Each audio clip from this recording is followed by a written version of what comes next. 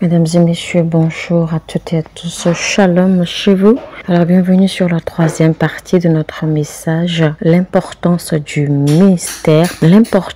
ministère angélique avec le prophète Lovi Elias. Vous ne pouvez pas rencontrer un ange ou croiser un ange et demeurer pareil. Vous ne pourrez jamais avoir un contact avec un ange et demeurer pareil. Et ceci est votre héritage. Ceci est votre héritage parce qu'il y a des esprits que Dieu a prédisposés pour le servir.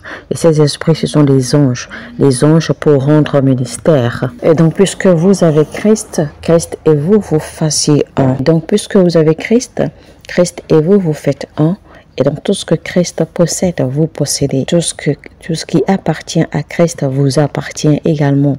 Cela donc veut dire que les anges vous appartiennent. Les anges sont à votre service comme ils sont au service de Christ. La prophétie, les miracles, les guérisons, les délivrances semble facile pour moi à cause de l'assistance angélique. Vous n'êtes pas appelé seulement pour jouir de la présence du Saint-Esprit. Vous êtes appelé pour également jouir du ministère des anges et même du ministère des saints qui sont encore dans le ciel. Dans ce monde rempli de technologie et de déception, eh bien, nous avons besoin d'un peu d'assistance divine. Nous avons besoin quand même d'un peu de pouce. Nous avons besoin d'un peu d'aide de la part des anges pour mieux savoir comment naviguer à travers ce monde de déception. Alors, quand la Bible dit que la grâce et la miséricorde me suivront tous les jours de ma vie, remarquez que ce verset où c'est écrit n'a pas souligné la grâce de Dieu. Dans un verset, il est dit que la grâce de notre Seigneur Jésus et l'amour de notre Dieu. Ça, c'est un verset qui a parlé de ça. C'est un verset qui a dit cela. Que la grâce de notre Seigneur Jésus-Christ et l'amour de notre Dieu soient avec nous. Et cela veut donc dire que ces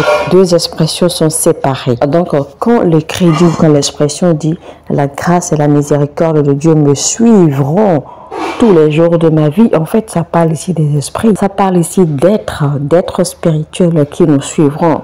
Et donc, en réalité, ça parle des anges. Donc, cette grâce et cette miséricorde dont l'expression parle, en fait, parle des anges, parle des êtres spirituels, des êtres angéliques qui doivent nous suivre. Alors, quand on sait que la miséricorde de Dieu existe, la miséricorde divine où Dieu nous fait miséricorde par compassion. Mais ici, il dit la grâce et la miséricorde me suivront. Et là, en fait, il parle des anges. La grâce et la miséricorde dont on parle ici, ce sont des ministères angéliques. Le premier pas pour commencer véritablement à jouir du ministère angélique, eh bien, soyez conscients que Dieu a fait les anges pour être avec vous. Soyez conscients à tout temps que Dieu a fait les anges pour marcher avec vous, pour opérer avec vous, pour fonctionner avec vous. Donc, soyez conscients de la présence angélique autour de vous en tout temps et en tout lieu. Donc, c'est la première étape, c'est le premier pas de conscience qu'il faut faire pour commencer véritablement à attirer le ministère angélique. Donc, commencez à marcher avec cette conscience. Commencez à marcher avec la conscience que vous n'êtes jamais seul. Quand vous transformez quelque chose en un sujet, en point de prière ou en requête de prière, bien cela devient facile pour vous d'avoir toujours la conscience de la présence ou de l'existence de cette chose. Le psalmiste dans le livre de Psaume au chapitre 103 louait Dieu même à la place des anges. Il louait Dieu au point où il invitait même les anges à se joindre à lui pour louer Dieu. Et je vais vous raconter quelque chose. Vous savez, quand j'ai rencontré le prophète Élie, il m'a dit ceci. Beaucoup de personnes pensent que parce que les gens, ou parce qu'elles ne voient pas les choses spirituelles, parce qu'elles n'arrivent pas à saisir physiquement les choses spirituelles, donc beaucoup de personnes pensent que les choses spirituelles sont immatérielles. Mais ce n'est pas vrai. La vérité, c'est que plus vous êtes conscient des réalités spirituelles, plus vous êtes conscient des choses spirituelles, plus vous prenez conscience des réalités spirituelles, plus vous êtes conscient des réalités spirituelles, des choses spirituelles, plus ces choses spirituelles deviennent tangibles à votre appréciation, deviennent tangibles à votre utilisation et à votre besoin et à votre satisfaction. Je sais que certaines personnes qui écouteront ce message penseront certainement que je suis en train de me vanter, mais ce n'est pas vrai. Si vous lisez bien vos écritures et que vous avez la compréhension et la révélation qu'il faut, vous verrez que tout ce que je dis en fait se trouve dans les écritures. Moïse n'a-t-il pas visité Jésus-Christ? Dire que Jésus-Christ n'a-t-il pas rencontré Moïse et Élie sur la montagne? Toutes ces choses sont bien écrites, bien détaillées dans vos écritures, dans les versets bibliques. Le problème, c'est que c'est parce que vous ne connaissez pas ces choses que vous les trouvez bizarres quand on en parle, que vous les trouvez bizarres quand on les révèle, ou quand on vous les enseigne. Parfois même, vous avez beaucoup de mal à croire à ces choses quand on vous les enseigne. Vous savez, la Bible appelle ces choses où des personnes comme nous qui avons, par la grâce de Dieu, accès aux choses spirituelles, accès aux révélations spirituelles. La Bible les appelle l'esprit des justes qui a été rendu parfait. L'esprit des justes qui sont rendus parfaits. Donc, comme je l'avais dit auparavant, vous n'êtes pas appelé seulement pour jouir du ministère du Saint-Esprit ou de la présence du Saint-Esprit. Vous êtes appelé pour également jouir du ministère des anges, c'est-à-dire de la présence des anges et également de la présence et de l'assistance des saints qui sont encore dans les cieux. La Bible nous fait comprendre que l'esprit du prophète est assujetti au prophète. Si vous êtes véritablement un prophète de Dieu, si vous êtes né prophète de Dieu, il n'y a pas de raison, rien ne peut retenir cela, rien ne peut empêcher cela. Les anges viendront à vous forcément. Ils viendront à vous même sans être invités, ils viendront à vous juste pour vous enseigner certaines choses, pour vous ouvrir à certaines connaissances. Vous savez, une fois avant la construction de notre église, j'étais en plein ministère, en ligne, en direct, quand soudainement je vois notre patriarche Abraham qui m'apparaît là en direct dans le culte, il apparaît. C'est alors qu'il me dit que c'est le moment maintenant de se lancer dans l'œuvre de Dieu. C'est alors qu'il me dit qu'il me donne la grâce maintenant, la grâce dont j'ai besoin pour aboutir ou pour atteindre, pour accomplir les choses qu'il faut au prochain niveau. Et alors, il disparaît après cela. Après cela, mon frère, qui est également prophète, est allé me rendre visite. Alors, il s'est rendu dans le même pays où j'étais. Quand j'ai vu l'apparition de notre patriarche Abraham, il s'est assoupi et le père Abraham lui est apparu également. Donc, le père Abraham lui est apparu et lui dit, va voir ton frère et demande-lui de prier pour toi, afin qu'il puisse te donner une part, une portion de ce que je lui ai donné. Parce que moi, je ne peux pas te le donner directement. C'est alors que mon frère a couru vers moi. Il m'a dit, viens de voir le père Abraham. Il m'a dit de te voir pour que tu me donnes ce qu'il t'a donné. Marcher dans l'esprit, vivre dans l'esprit est la meilleure chose. C'est la plus belle chose qui puisse arriver à un être humain. Soyez toujours conscient de la présence des anges et impliquez toujours les anges dans vos prières. Commencez à mentionner la présence des anges dans vos prières. Chaque fois que vous priez, chaque fois que vous vous adressez à Dieu, chaque fois que vous communiquez avec Dieu, chaque fois que vous rendez grâce, rappelez-vous toujours la présence des anges. Remerciez toujours Dieu pour la présence des anges, pour leur ministère, pour leur assistance. N'oubliez jamais les anges, n'oubliez plus jamais les anges dans vos prières, dans vos actes, dans vos actions, dans votre interaction avec Dieu, avec le Saint-Esprit, etc. Ne les oubliez plus jamais. À partir de maintenant, faites toujours mention des anges, de la présence des anges autour de vous. Plus vous serez conscient de leur présence, plus ils deviendront tangibles à votre toucher ou à votre portée.